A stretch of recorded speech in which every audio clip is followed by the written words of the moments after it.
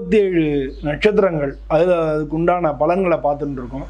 அதில் இந்த பதிவில் நம்ம பார்க்க போகிறது வந்து சித்திரை நட்சத்திரம். சித்திரை நட்சத்திரத்துக்கு எப்படி இருக்குது அப்படின்னு பார்க்க போகிறோம்.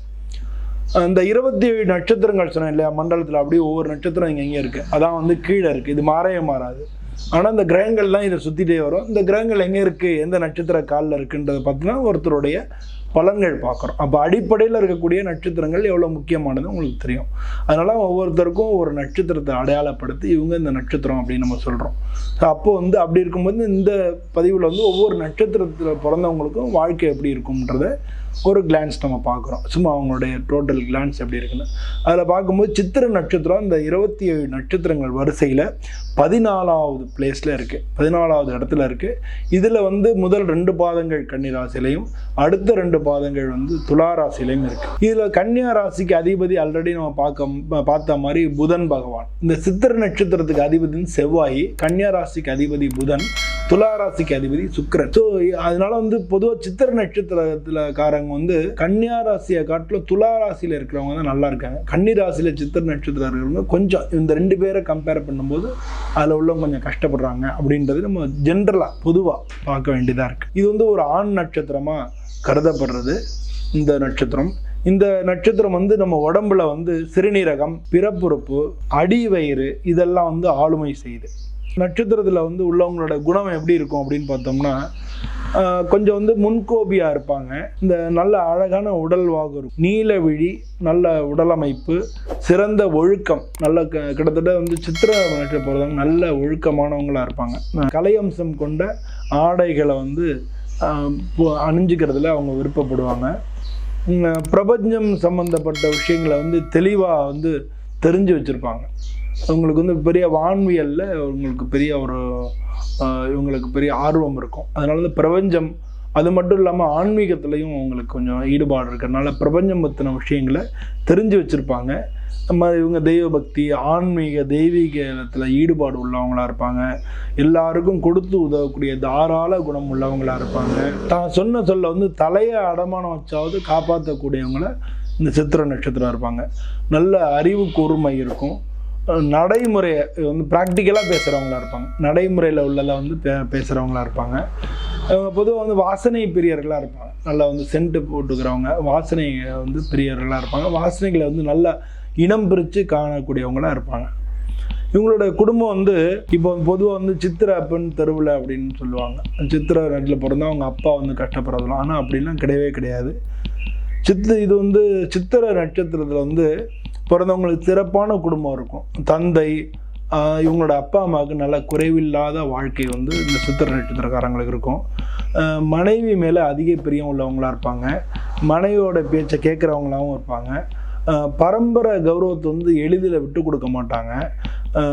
நந்தி வாக்கியம்ன்ற அந்த நந்தி வாக்கியம்னு ஒரு ஜோதிட புக் இருக்குது. அந்த புக்கில் வந்து சித்திரை நட்சத்திரத்தை பற்றி கூறும்போது பாதி வாழ்க்கை வந்து சுகமாக வாழ்கிறவங்களாகவும் பாக்கி பாதி வாழ்க்கை துறவரத்தில் நாட்டம் உள்ளவங்களாகவும் இருக்கிறதா வந்து சொல்கிறது. அதிகமாக பேசுகிறவங்களா இருப்பாங்க. ஆனால் அதில் நல்ல அர்த்தமாக பேசுவாங்க. நிறைய நேரம் பேசினாலும் அதில் வந்து அர்த்தம் உள்ளதாக பேச்சு இருக்கும். 23 வயசு வரைக்கும் கஷ்டம் இருக்கும். கொஞ்சம் சிறு சிறு விபத்துகள் ஏற்படலாம், கை கால் அடிபடுறது, அதெல்லாம் பொருள் அழிவு, கெட்ட நண்பர்களுடைய சகவாசம், இதெல்லாம் 23 வயசு வரைக்கும் இருக்கும். அதுக்கப்புறம் வந்து வாழ்க்கையில் பார்த்திங்கன்னா நல்ல யோகமான ராஜயோகம், செல்வம், செல்வாக்கு அதெல்லாம் உயரும். எல்லாரும் வந்து அண்ணாந்து பார்க்குற மாதிரி இவங்க வந்து நல்ல வளர்ச்சி அடைஞ்சிருவாங்க. பொதுவாக வந்து இந்த சித்திரை நட்சத்திரக்காரங்களுக்கு வந்து திருமண வாழ்க்கைன்றது கொஞ்சம் தாமதமாகவே நடக்கிறதுக்கான வாய்ப்புகள் இருக்குது.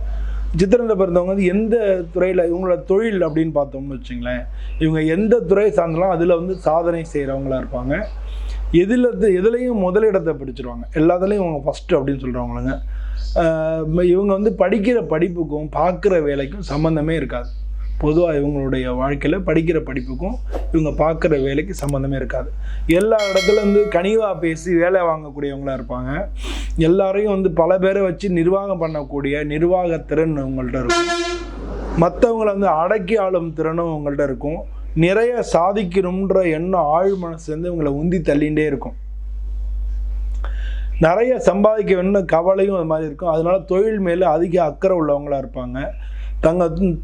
தூங்காமல் கூட தூக்கத்தை தூக்கி எறிஞ்சிட்டு தொழிலுக்காக வந்து இவங்க தூக்கத்தெல்லாம் விட்டுட்டு வேலை பார்க்கக்கூடியவங்களாக இருப்பாங்க. மக்களால் வந்து இவங்க போற்றக்கூடிய அளவுக்கு வாழ்வில் வந்து உயர்வடைவாங்க. சித்திரை நட்சத்திரத்தில் பிறந்தவங்களுக்கு என்னென்ன நோய்கள் வரும் அப்படின்னு பார்த்தோம்னா, தோல் வியாதிகள், சிறுநீரக பாதிப்பு, கர்ப்பப்பை பாதிப்பு, சிறுநீர் குழாயில் வந்து பாதிப்பு, இந்த மாதிரியான விஷயங்கள் இருக்கும். உடலில் வந்து அடிக்கடி வந்து டீஹைட்ரேஷன் சொல்லுவாங்க, நீர் சத்து குறையிறது, ஹார்ட் அட்டாக்கு, வயிறு சம்மந்தப்பட்ட பிரச்சனைகள், அப்பண்டிசிட்டிஸ்ன்னு சொல்லுவாங்களே, அப்பண்டிசிட்டிஸ் அதெல்லாம் வர்றதுக்கு அந்த மாதிரி இந்த மாதிரியான அறுவை சிகிச்சையெல்லாம் செய்யக்கூடிய வாய்ப்புகள் இவங்களுக்கு இருக்குது. பொதுவாக அவங்க செவ்வாயோட நட்சத்திரம் இல்லையா, அதனால் ரத்த சம்மந்தப்பட்ட பாதிப்புகள் இவங்களுக்கு வரும் அப்படின்றதையும் புரிஞ்சுக்கணும். அது பிபி இது மாதிரிலாம் கூட வரதுக்கு வாய்ப்பு இருக்குது. இவங்களுடைய தசை பலன்கள் முதல்ல வந்து இவங்க சித்திரை நட்சத்திரன்றதுனால செவ்வாய் தசை தான் ஆரம்பிக்கும். ஆரம்பத்தில் வந்து செவ்வாய் தசை ஆரம்பிக்கும் போது இவங்களுக்கு பிறக்கும் பொழுது செவ்வாய் தசைனா 7 வருஷம்னு சொல்ல முடியாது. இவங்க எப்போ பிறக்கிறாங்களோ அது போக பாக்கி, அதான் தாயின் கர்ப்பச்செல் நீக்கி இருப்பு அப்படின்னு போட்டிருப்பாங்க. செவ்வாய் தசை பாக்கி இருக்கக்கூடிய அது குழந்தையான காலம் அப்படின்றதுனால ஒன்றும் பெரிய பாதிப்புகள் இருக்காது. இந்த குழந்தை பிறந்து இவங்க அப்பாவுக்கு வந்து நல்லது நடக்கும். இவங்க இந்த சித்திரை நட்சத்திரக்காரங்க பிறந்தவுடனே உங்கள் அப்பாவுக்கு ஒரு சில வேலை சார்பாக ஒரு சில விஷயங்களில் நல்லதுகள் நடக்கும். அதுக்கு 2வது வரக்கூடிய தசை ராகு தசை. இது 18 வருஷம். இந்த ராகு வந்து நல்லா இருந்துட்டாருன்னா, நல்ல பார்வை, சுபருடைய பார்வை இருக்குது, நல்ல இடத்துல இருக்காங்க அப்படின்னா, யங் ஏஜில் நல்ல கல்வியில் முன்னேற்றம், நல்ல எல்லா விதமான சுகபோகமும் உங்களுக்கு கிடைக்கும். ஆனால் அதே ராகு வந்து கொஞ்சம் கெட்டுட்டாருன்னா கல்வியில் ஈடுபாடு இருக்காது, அப்பா சொல்ல கேட்க மாட்டாங்க, இவங்களால பெற்றோருக்கு அவப்பெயர் ஏற்படும், பெற்றோர்கள் அவப்பெயர் வாங்க வேண்டி வரும், ஆசிரியர்கிட்டையும் அவப்பெயர் எடுக்க வேண்டி வரும், தேவையற்ற நண்பர்களோட சேர்க்கை ஏற்படும், அதனால் வம்பு வழக்கு இதெல்லாம் ஏற்படும். அதனால் ராகு ஏற்படுத்துவார். 3வது வரக்கூடியது குரு தசை. இது 16 வருஷம். இந்த காலங்களில் வந்து கடந்த கால பிரச்சனைகள்லேருந்து விலகி முன்னேற்றமான நிலைகள் ஏற்படும். முரட்டு சுபாவமாக இருந்தாலும் மறைஞ்சு இப்போ கனிவான சுபாவம் வரும், எல்லாத்தையும் அன்பாக பழகக்கூடிய சுபாவம் வரும், வாழ்க்கையிலையும் நல்ல முன்னேற்றங்கள், சுக வாழ்வு கிட்டுரும். இதெல்லாம் முன்னேற்றத்துக்கு அடித்தளம் அமைக்கக்கூடிய திசையாக இந்த குரு தசை இருக்கும். இதுக்கு அடுத்து வரக்கூடிய சனி தசை. இது வந்து 19 வருஷம் இந்த சனி. பொதுவாக வந்து இந்த சித்திரை நட்சத்திரக்காரங்க மாரக தசைன்னு சொல்லுவாங்க. ஆனால் சனி வந்து பலமாக இவங்க ஜாதகத்தில் இருந்தாங்கன்னா இவங்க வந்து எல்லா வகையிலையும் மேன்மையாகவும், சமுதாயத்தில் வந்து பெரிய பேரும் புகழும் பெறக்கூடியவங்களாகவும், இப்போ தான் கூட வச்சுருக்கிறவங்களா இவங்களுக்கு பெரிய பெரிய உயர்வுகள் கிடைக்கக்கூடியவங்களாகவும், சமுதாயத்தில் பேரு புகழோட நல்ல வாழ்க்கை இவங்களுக்கு அமையும். இவங்களுடைய ஸ்தல விருட்சம் அப்படின்னு பார்த்தோம்னா வில்வம் தான் இவங்களுக்கு ஸ்தல விருட்சம். வில்வம் அந்த மரத்தை வந்து இவங்க வழிபடுறது, வில்வத்தால் அர்ச்சனை பண்ணுறது, இதெல்லாம் இவங்களுக்கு வந்து மிக மிக நல்ல பலன்களை கொடுக்கும். ஏன்னா இவங்களோட ஸ்தல விருட்சம் இல்லையா, அதனால். பொதுவாக வந்து சித்திரை நட்சத்திரத்துலேருந்து பூ முடிக்கிறது, திருமணம் பண்ணுறது, குழந்தைக்கு மொட்டை போடுறது, காது குத்துறது, கிரகப்பிரவேசம் பண்ணுறது, அன்னதானம் செய்து மாதிரி நல்ல காரியங்கள் எல்லாமே, சுப காரியங்கள் அனைத்தும் செய்யக்கூடிய நட்சத்திரமாக சித்திரை நட்சத்திரம் இருக்குது. பொதுவாக வந்து இந்த சித்திரை நட்சத்திரத்துக்கு வந்து வணங்கக்கூடிய தெய்வங்கள் கோயில் அப்படின்னு பார்த்தா அண்ணன் கோயில் அப்படின்னு சொல்லி சீர்காழிக்கு வந்து தென்கிழக்கில் ஒரு 8 கிலோமீட்டர் தொலைவில் ஒரு பெருமாள் கோயில் இருக்குது. ஸோ இந்த பெருமாள் கோயிலை போய் வணங்குறது உங்களுக்கு ரொம்ப ரொம்ப நல்லது. அது மாதிரி நன்னிலத்தில் மாயவரம் திருவாரூருக்கு கிட்ட வந்து செஞ்சடைநாதர் அம்பாள் பேர் வந்து பெரிய நாயகி, அந்த கோயிலில் போய் வணங்குறது உங்களுக்கு நல்ல பலன் கொடுக்கும். அப்புறம் நாச்சியார் கோயில் போய் ஸ்ரீனிவாச பெருமாள் அந்த தாயாரையும் பெருமாளையும் தரிசிக்கிறது இவங்களுக்கு வந்து மிக மிக நல்ல பலன்களை கொடுக்கும். அப்புறம் வந்து இவங்க திருநெடுங்கலம் திருச்சி போகிற வழியில் இருக்குது. அந்த திருநெடுங்கலம் அந்த அங்கே தான் வந்து அந்த அதாவது தடைகளை வந்து நீக்கக்கூடிய இடர்களையும் பதிகம் அப்படின்னு பாடல் பாடிய ஸ்தலம் தான் திருநெடுங்குளம். அந்த திருநெடுங்குளத்தில் வந்து போய் இவங்க வணங்கும் பொழுது இவங்க வாழ்க்கையில் இருக்கக்கூடிய தடையெல்லாம் வந்து விலகி இவங்க நல்ல பலன்கள் கிடைக்கும். நம்ம திருக்கோயிலூர் எல்லாருக்கும் தெரிஞ்சது, பெண்ணையாற்றங்கரையில் இருந்த வீரட்டானேஸ்வரர்ன்றது அந்த சுவாமியோட பேர். அந்த திருக்கோயிலூர் போய் வணங்குறதும் நல்ல பலன் கொடுக்கும். திருநாராயணபுரம், அதான் வீராணம் ஏரிலாம் சொல்லுவாங்களே, அந்த இதில் உள்ளது. அது மாதிரி கரூர் முசிறிக்கிட்ட இருக்கக்கூடிய காலமேக பெருமாள், அந்த பெருமாளை வணங்குறது இவங்களுக்கு நல்ல பலன்கள் கொடுக்கும். பொதுவாக வந்து இந்த சித்திரை நட்சத்திரத்துக்கு வந்து அந்த பக்கம் பார்த்தீங்கன்னா கன்னி ராசிக்கு அதிபதி வந்து புதன். புதன் வந்து பெருமாளை குறிப்பிடக்கூடிய புதனுக்கு அதிதேவதை வந்து விஷ்ணு தான். அதே மாதிரி சித்திரை நட்சத்திரம் 3-4 பாதங்கள் வந்து துலா ராசியில் இருக்குது. துலா ராசிக்கு அதிபதி சுக்கிரன், இவர் வந்து லக்ஷ்மியை குறிக்கும்.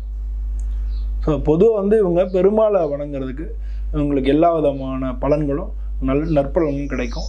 நீங்கள் சிவன் கோயிலை பொறுத்த வரைக்கும் நான் 2 வீரட்டானேஸ்வரர் அங்கே சொல்லியிருக்கேன்.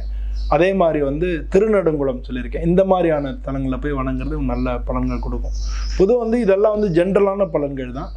உங்களுடைய ஜாதகத்தில் எப்படி இருக்குது, உங்களுடைய ஜாதகத்தை அந்த மாதிரி இதில் பலன்கள் கொஞ்சம் கூடவோ குறைச்சோ ஒரு சில விஷயங்கள் மாறுதலாகவோ நடக்கலாம். அப்போ வந்து உங்களோட ஜாதகம் எப்படி இருக்குன்றதை பார்த்தீங்கன்னா தான் உங்களுக்கு சரியான லைஃப் வந்து நீங்கள் லீட் பண்ணுறதுக்கு வசதியாக இருக்கும். அப்போ உங்கள் பக்கத்தில் உங்கள் ஜோதிடர்கள் வந்து குடும்பத்து ஜோதிடர்களோ உங்களுக்கு தெரிஞ்ச ஜோதிடர்களோ எப்பவும் நீங்கள் காமிக்கக்கூடியவங்க இருந்தாங்கன்னா நீங்கள் நேராக போய் காமிச்சு என்ன தசாபுத்தி நடக்கிறது எப்படி பண்ணால் ஒரு கிளான்ஸ் நீங்கள் அப்பப்போ பார்த்துக்கிறது நல்லது. அப்படி இல்லை அப்படின்னா உங்களுக்கு அதில் திருப்தி இல்லை, என்கிட்ட பார்க்கணும் அப்படின்னு நீங்கள் நினச்சிங்கன்னா நீங்கள் என்னை தொடர்பு கொள்ளலாம். இந்த கீழே உள்ள நம்பரில் நீங்கள் பார்த்தீங்கன்னா என்னை தொடர்பு கொள்ளலாம். பட் ஒரே ஒரு விஷயந்தான், நான் கோயில் பூஜையும் பார்க்குறேன், இதுவும் பார்க்குறேன். ஒரு நாளைக்கு மிஞ்சி போனால் ஒரு 5-10 ஜாதகம் பார்க்கலாம். 10 ஜாதகத்துக்கு மேலே ஒரு நாளைக்கு பார்க்குறது ரொம்ப கஷ்டம். ஆனால் உங்கள் பலன்களும் வந்து அந்தளவு அப்போ வந்து அவ்வளோ ஸ்பீடாலாம் நம்ம பார்க்குறது அது வேலை இல்லை. இது அதனால் வந்து ஆன்லைன் நம்ம பார்த்துட்ருக்கோம். அதனால் வந்து ஒரு நாளைக்கு 10 ஜாதகம் தான் பார்க்க முடியும். அதனால் நீங்கள் கொஞ்சம் வெயிட் பண்ணி 1 நாள் 2 நாள் வெயிட் பண்ணி பார்க்குற மாதிரி இருக்கும். என்கிட்ட நீங்கள் பார்க்கணும், நீங்கள் அது மாதிரி நீங்கள் பதிஞ்சு 1 நாள் 2 நாள் அப்பாயின்மெண்ட் ஃபிக்ஸ் பண்ணி நீங்கள் என்கிட்ட பார்த்துக்கலாம். எல்லாருக்கும் நன்றி, வணக்கம்.